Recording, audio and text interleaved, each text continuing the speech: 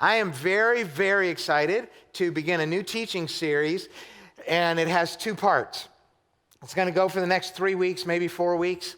And one of the parts of this teaching series you're super familiar with, and because of that, we're going to deal mainly with the other part of it. And here's the teaching series. Life is hard, God helps. Which part of that are you super experienced in?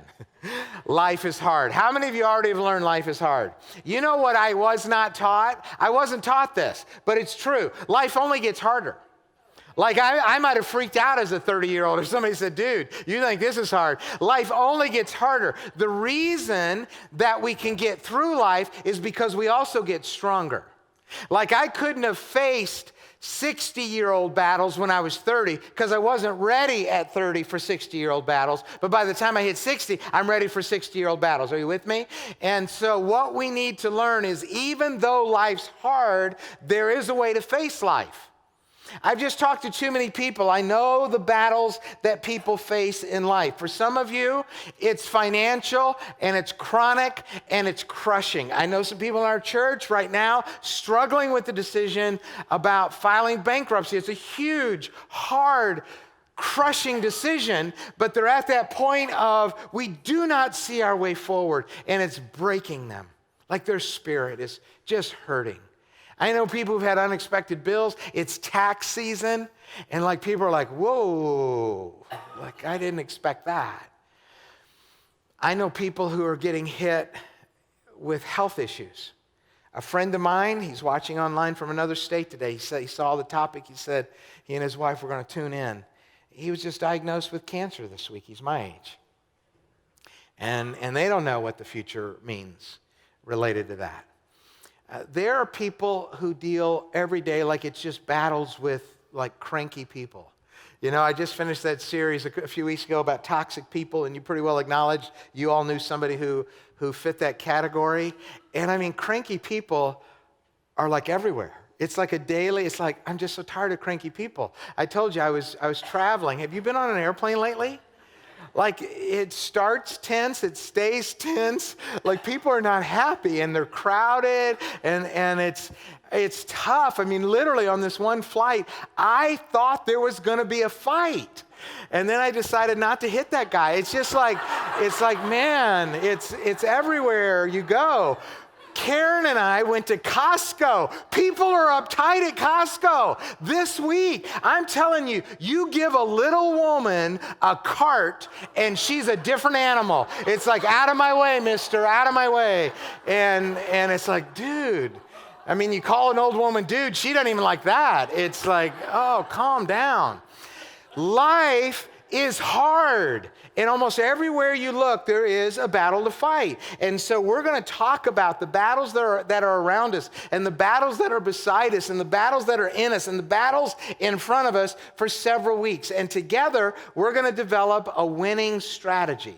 So if you have your note page and want to take some notes, we're going to jump in, all right? Now, I have 3 main points for the message today, and I'm just going to make you a deal. If you're only going to listen to one point, and then you're going to, go to Facebook or whatever, listen to the first one. Because the first one has the potential to change your perspective on the difficulties that you face all through life. I mean, this is a big point, and here it is. Embrace the principle of preparation. Embrace the principle of preparation.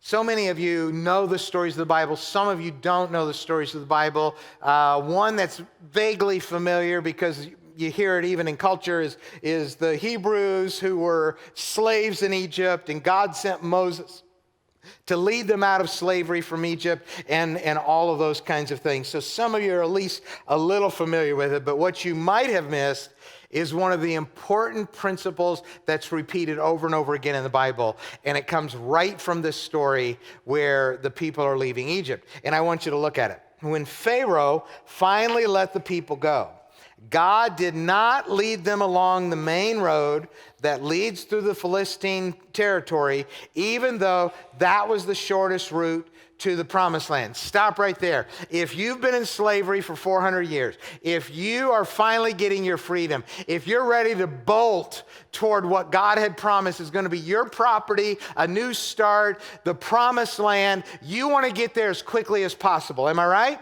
And so we know mathematically the shortest distance between 2 points is a straight line. And the straight line to the promised land would have gotten them there super, super quick. But there was a problem with the shortest route.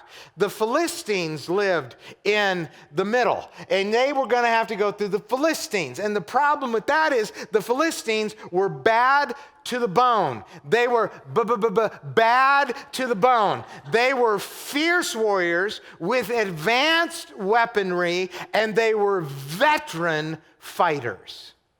Now remember, the people of God had been in slavery for centuries. They knew nothing about fighting, nothing about war strategy, nothing about weaponry. They were like children when it came to warfare, and they were going to go up against like SEAL Team 6. It would have been a massacre. So instead of taking them the shortest route, go back to the scripture and look at this. Even though that was the shortest route to the promised land, God said if the people are faced with a battle, they might change their minds and go back to Egypt, slavery. So God led them, you're going to want to underline this, in a roundabout way, through the wilderness toward the Red Sea. How many of you have ever believed that God was leading you in a roundabout way? In other words, you had your agenda, you had your dream, you had your goal, you had your vision board, I don't care. You had it like, and then you attached a date to it. By this time, this is what I want to achieve. That would have been the shortest route, the straightest path, the quickest journey. But God has like delayed you, detoured you, one problem after another, took you a different way. Instead of a straight line, your life has kind of been like that. How many of you know what I'm talking about? A couple of you? The rest of you are just so confused. It's like, I don't know. I don't even know. Don't even know. Why did God do that? I'll tell you. God took them on a journey of preparation.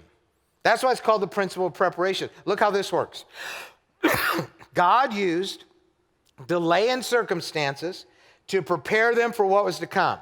And God is using delay and circumstances to prepare me for what is to come. I want you to say that with me. God used delay, that whole say it with me part, here we go.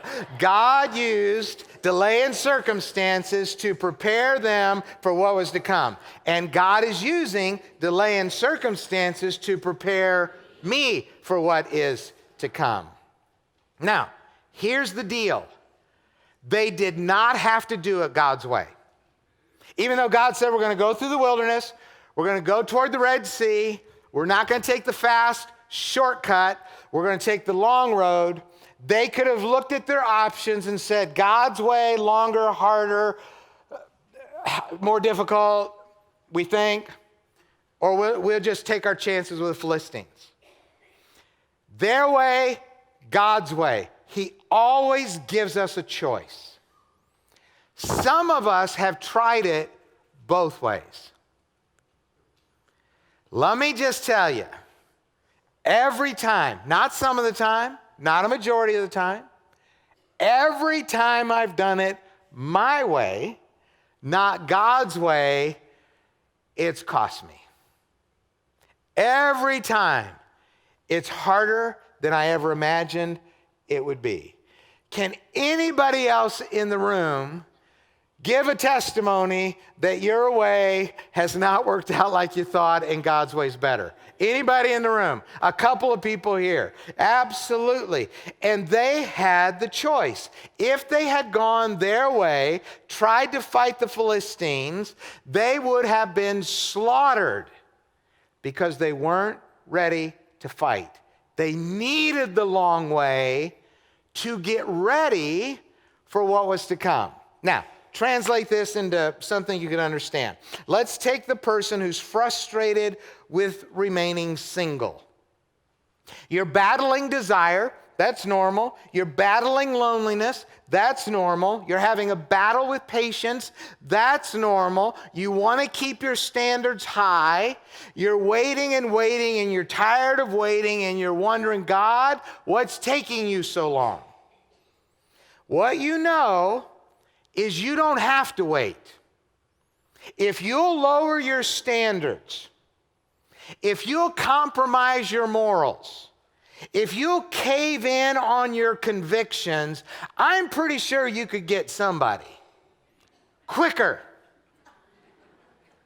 But is that who you want to be, and is that who you want to find? Somebody who is not yet ready for you because they didn't have time to get ready, and you're not ready for them. You could do it your way, but the relationship's going to suffer. Are you with me? Here's a principle. It takes small victories to prepare for bigger victories. You got to do it the slower way, the smaller way, the longer road if you want to consistently learn to win. The Little League player is not ready for high school ball until he has played Little League. The high school baller is not ready for college ball until he has played high school ball. And listen, it takes your smaller hurts to prepare you for the bigger hurts and the harder hurts that are coming. The good news is God never wastes a hurt. All the pain you've been through, all the broken hearts you've had, all the times you've cried yourself to sleep, God has captured all of that. And I'm telling you, he's building in you something good. It's preparation for your future. Think about all the hard that's in your life right now, the frustrations you have right now, the struggles you're facing today, the pain you're feeling this morning. God prepared you for this.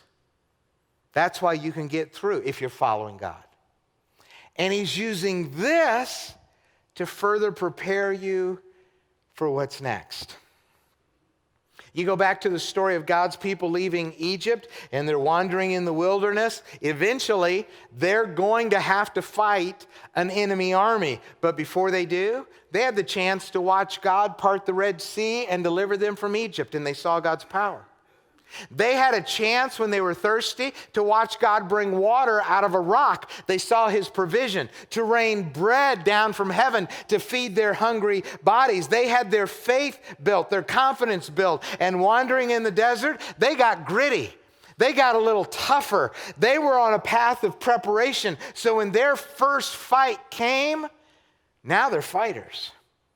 We're told this, God trains their hands for battle. And to possess the promised land, the people of God were going to have to fight many, many battles. Even when they get into the promised land, God let some enemies remain in the promised land so that their kids and their grandkids would learn how to face and fight and win battles. Here's what we're told. These are the nations that the Lord left in the land. He left them there to test those Israelites who'd not experienced the wars of Canaan. He did this to teach warfare to generations of Israelites who had no experience in battle. Underline, to test and to teach. To test and to teach. Now, what does it mean when God tests you? Every test, I don't care if it's your math test at school, I don't care if it's a test at your work, every test is designed to evaluate strength. It's not to make you fail, it's to just evaluate strength. How strong are you currently? Right now, you're a D. But you know what? A little bit more work, a little bit more study, then you could be a C, and then you could be a B, and then you could be an A. All tests are designed to see how strong you are, like in the moment. Like right now, I just want to see how strong you are. So here's how God does it in your life. When he tests you, he's like saying, let me just kind of poke around, and I want to see where you are with your temper. Has God ever tested your temper? Today? How about your tongue? Like testing you to see if you can hold your tongue. Has God ever tested your patience?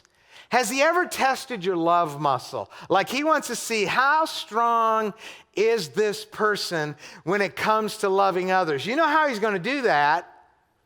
He's going to put you on an airplane with me. He's just not putting you around easy people, lovable people. He's going to test you with hard to love people because he's testing you. It's not about failing. He's just saying, I want you to see where you are right now.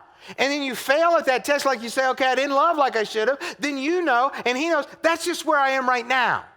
And I have work to do. It's all about encouragement. It's all about growth. Maybe he's testing your patience muscle. Maybe he's testing your forgiveness muscle. He tests us to see how strong we are right now. But it says he tests us, but then he also teaches us. Teaching us means he's showing us the path we should go.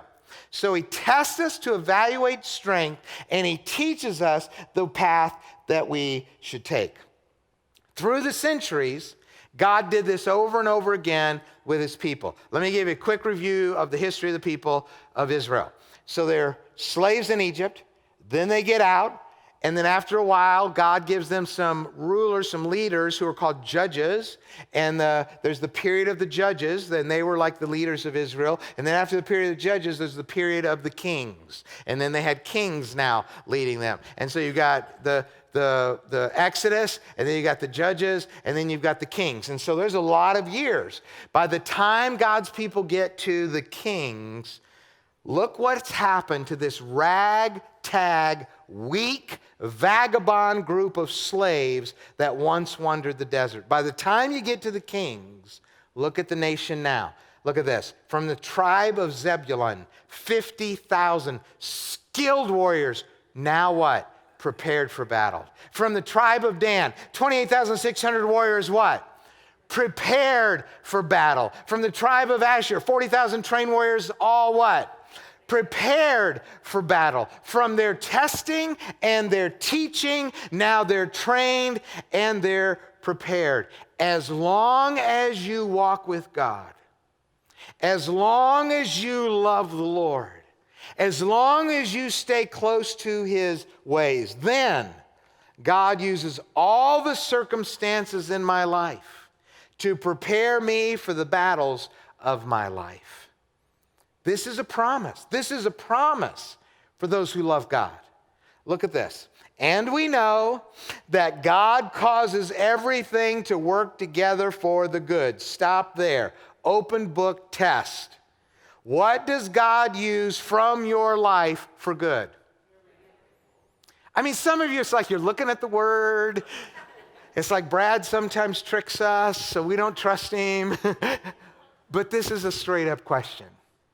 What does God use from your life for good? Everything. The delays, the detours, the battles, the heartbreak, the frustrations, the pain, he takes it and takes it and takes it and transforms it to good. Not a promise for everyone.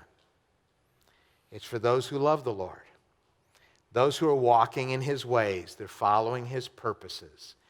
That's who God builds good for from everything. So don't get frustrated when the pressure seems to never let up, when the problems come in multiples. Just walk with God. Love him with all your heart and watch him use good, bring good from this season for your future. Now, if you want to, you can stop listening. I think the second point's also valuable, but it's your call. When life is hard, number 2, utilize the power of partnerships. Utilize the power of partnerships. Eventually, the people of God did have to fight their first battle. And somebody wrote it down.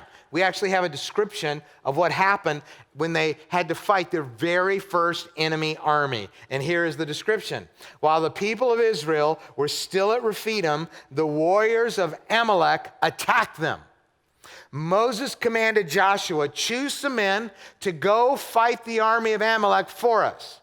Tomorrow I'll stand on top of the hill, holding the staff of God in my hand. And God had used this staff many times in Moses' life earlier. I won't go into it, but it's a very special stick that he's holding, and it meant a lot to him, and it meant a lot to the people. Very symbolic of God's power. He said, I'll stand on top of the hill. I'll hold the staff of God in my hand.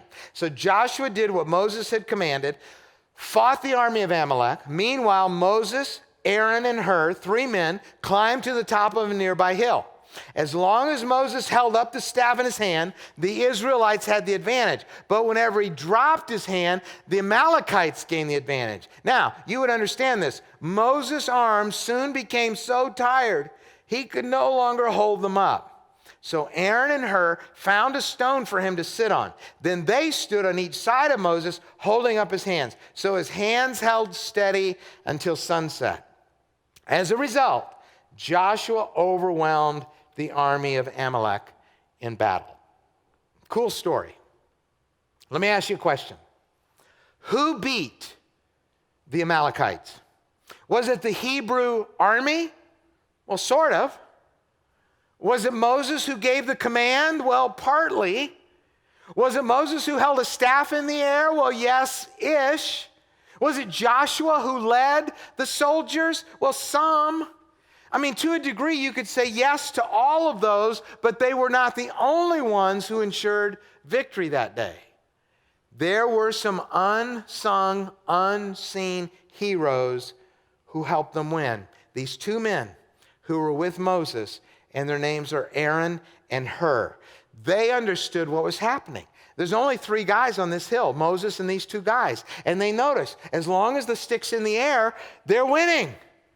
But as soon as Moses got a little tired and his arms started to drop, the Amalekites were winning. So Aaron and Hur, being observant and being pretty sharp cookies, said, hey, let's keep his arms in the air. And so they get Moses to sit down, and they get on each side of him, and they hold his arms up all day long till night.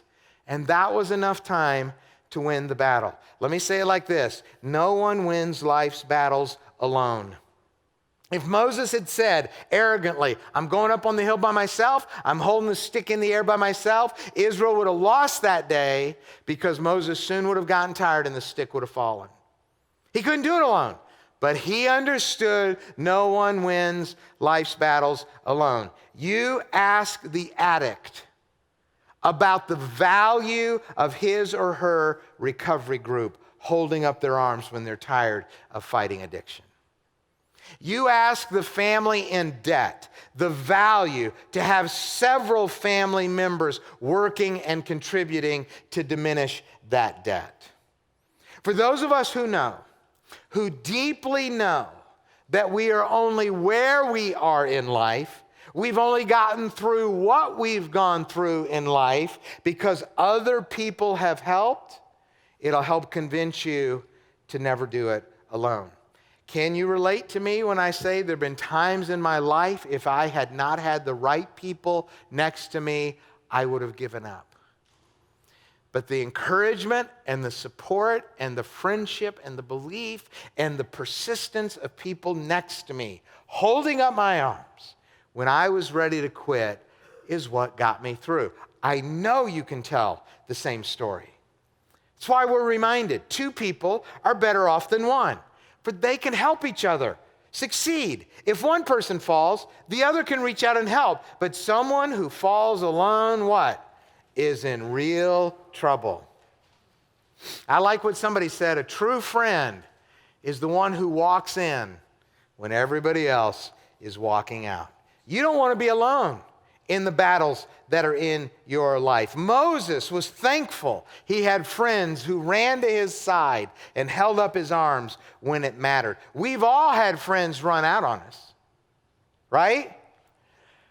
You probably saw this, those hikers in the Sierras attacked by the bear, and they're running. Bears are fast, but they did get a little distance, and one stopped. And he reached down and he's pulling off his hiking boots and he's reaching into his backpack, pulling out tennis shoes. And his friend's looking at the bear. He says, you're never going to outrun that bear. And the guy says, I know, I just have to outrun you. I'll give you a minute. Like if he outruns him, then. First service really laughed. Just telling you, they really laugh. We've all had that friend who would be willing to run off and leave us to the bear. That's not the friend you want. You want the friend who's running with you. God knew from the beginning of time that the way we will win the battles of life is by having the right people next to us who walk in and stay. This is what's happening behind the scenes in our church right now. You would assume that we have elders who are committed to our church, and gratefully we do. And you would assume we have staff committed to our church, and I'm so thankful to say we do. But what you might not know, additionally, we now have about 80 people who have taken what we call first and second step classes. The first step classes help people grow in their commitment to Jesus, and the second step classes help people grow in their commitment to the church, their commitment to help carry the responsibility of ministry. And they're saying to me as their pastor and to the other leaders here, you are not in this work alone. We will become Aaron for you and Hur for you, and we will hold your arms, and we will stand together in the work of the Lord. And I have to tell you, as your pastor, that's an encouragement to me, who's labored here for many years, and I'm kind of tired. And the other leaders are grateful because they've labored as well. I mean, it's exactly what that famous theologian said. Everybody needs somebody sometime. You know the theologian's name? Dean Martin. What, is that an old cultural reference? Is that like beyond some of you? Let me ask you a question. Who do you have in your life? I mean, really, who do you have in your life? Like, you know, they will be here. I don't care what happens. I know they've got my back. And they know I have their back. Do you have somebody like that? Listen, the best pastoral guidance I could give you this morning, if you don't have a couple of people like that you count on and who counts on you, the best investment of your time is to build those relationships, to identify you don't need many. Moses had 2. Identify a couple people and build a strong friendship with them. Here's how God said it. A real friend sticks closer than a brother. Or this one, a friend is always loyal, and a brother is born to help in time of need. Or this one, as iron sharpens iron. It's like 2 swords, clashing together. A friend sharpens a friend. Your sword makes my sword sharper. My life makes your life sharper. When life is hard, you need to lean on the partnerships, on the tribe that you have next to you. That's how you get through. But there's one more point, and don't let me lose you now. Number 3, God is building the warrior in you. Let me tell you why this is a hard point. Most people struggle seeing themselves as a warrior. It's like, Brad, dude, I get scared of spiders. I mean, I cry when I'm stressed. I mean, how would you ever call somebody like me a warrior? This next sentence, I think, is worth the price of admission today. Look at this. Warriors get scared. They just learn to fight scared. Heroes cry. They've just learned to be heroic with tears in their eyes. Can I tell you something? To fight the battles of life, you have to become a warrior. And the good news is, God is preparing the warrior in you. Think about it. Moses didn't know how to fight. Moses didn't know war strategy. He didn't have organizational skills. He didn't know how to divide and conquer. He didn't know any of that. Moses had led sheep in a desert where there were no other people. He didn't even have people skills. He couldn't even talk plainly. And God asked him to become a spokesperson for the whole nation of God. Some scholars say it could have been 1 million or more people. And Moses would have thought, me? You want me? I mean, do you understand my limitations? And God's like, yeah, Moses, I want you. I want you to conquer that. I want you to fight that. I want you to face that. You've had these moments where you're feeling God tugging you in an uncomfortable direction because you feel underqualified and overwhelmed. And you're like, God, really? Are you asking me to kick that habit? You're asking me to fix this marriage? You're asking me to stay in that fight? And every time God says, yes, I'm with you. I want you. And you say, Brad, but you don't understand my flaws. Like I'm a flawed human being, Pastor. And I would say, oh, I'm surprised. We know that about each other. Again, Moses stuttered, and God said, you're going to talk for me. Abraham lied, and God said, I'm going to use you and your family to bless the world. Sarah laughed in God's face when he said, you're going to have a baby. Gideon was afraid to take his next step for God. David was told he was too small to fight Goliath. Deborah was a female leader in a man's world. Paul was a killer of Christians, and God said, why don't you write most of the New Testament? Warriors one and all. But each had unique limitations, their own set of flaws, different battles to fight, different challenges to overcome. But through preparation, and because each of them had people next to them to help, they each won their battles in life. And if you walk with God, God's doing that in your life right now. Could you think for a minute all that God's brought you through in your life?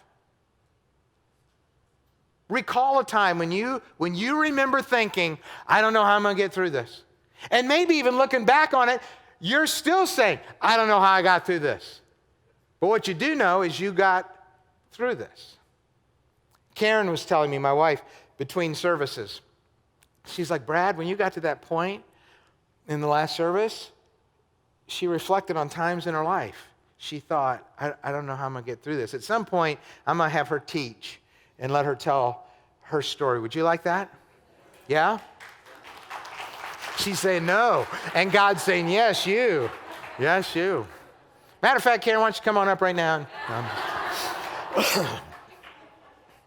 And that's how the fight started. Can you think of a time God got you through? What that means is He had prepared you more than you even knew ahead of time to face that. And He prepared you ahead of time to face what you're facing now. You walk with Him, you will get through. And He's preparing you now for what He knows you will face in the future. Look at this verse. The Lord Himself will fight for you. Just stay calm. So easy. There's nothing you're going to face in life if you walk with the Lord that you won't be prepared to face. Now, here's the question. Brad, so here, let me see if I'm hearing you right. Life gets harder. Yep, I said that. But God's building a warrior in me. Okay. Yep, I said that. And then I die. Is that the end of the story? I mean, is that it? And the answer is no. Because one of the ways that God gets us through the battles is the preparation and the people around us and the warrior within us, but it's also the promise that's waiting for us. There was a scholar of Scripture. He was a Jewish leader. He finally became a leader in Christianity, and his name was Paul. And for Paul to follow Jesus cost him. I mean, literally cost him. In many cities where he would go and teach about Jesus, they would beat him with sticks. More than once, he was pounded with stones. More than once, he was left for dead. They believed they had killed him, all because he followed Jesus. He went from battle to battle to battle to battle. It never got easier, only got harder, and finally was executed, only because he was a follower of Jesus. And among the very last things this beaten, bent old man wrote were these words: "As for me, my life's already been poured out. It was an offering to God. The time of my death is near." And I love this next line. "I fought the good fight. I finished the race. I remain faithful." That's not the end of the story. And now, great words, and now, the prize awaits me.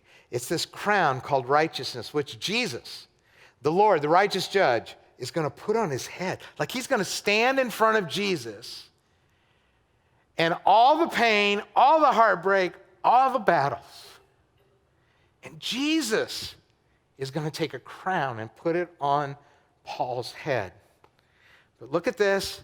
This prize, heaven, peace, victory, eternal joy, this crown, this prize is not just for me, but it's for everybody who looks forward to that day when we see Jesus, when he appears. Life is hard. It's only going to get harder.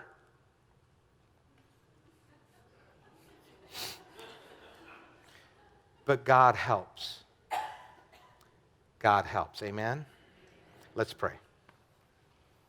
Jesus, thank you for so many examples of men and women who were never pictured as perfect, but actually you revealed their flaws to us, sometimes graphically, how broken they were, and in spite of that, it was your strength in them that empowered them to face and fight and move forward through battles.